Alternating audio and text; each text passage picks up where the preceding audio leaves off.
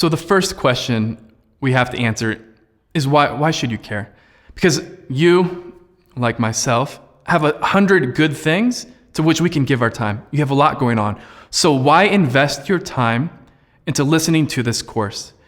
And I think there's a couple reasons why you should care. First of all, as we'll definitely get into more as the course goes on, the church's mission to loving and serving the poor, it's foundational. It's principle. It's been there from the beginning.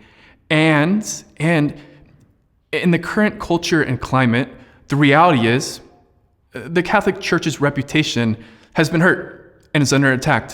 And the church's credibility has really been undermined for a lot of reasons. And the culture and the world doesn't have much interest in listening to the church from a place of authority.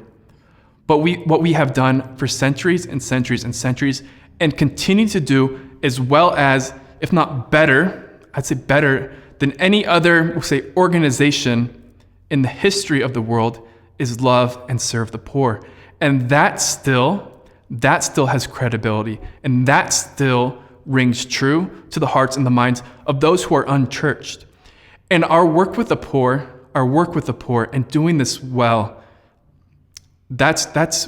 we still have authority there. But not only that, what's at stake with the poor is not an external mission simply, but the hearts, the minds, the lives of the poor themselves. What's at stake are the sons and daughters of God, our own brothers and sisters, and their own state in life, and their own needs, and their own dreams, and their own sufferings. And finally, just to bring it home, as I shared in the very opening, there's nothing that I've dedicated my life to more in the last 20 years.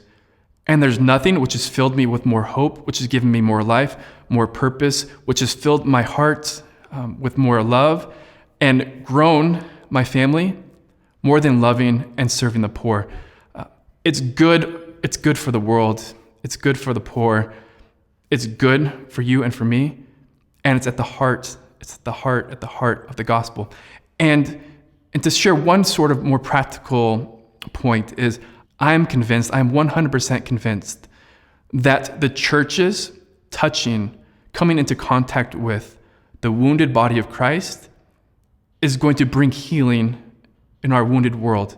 It's going to bring healing to vocational wounds. It's going to bring healing to financial wounds. It's going to bring healing to vocational wounds. It's going to bring healing to evangelical wounds.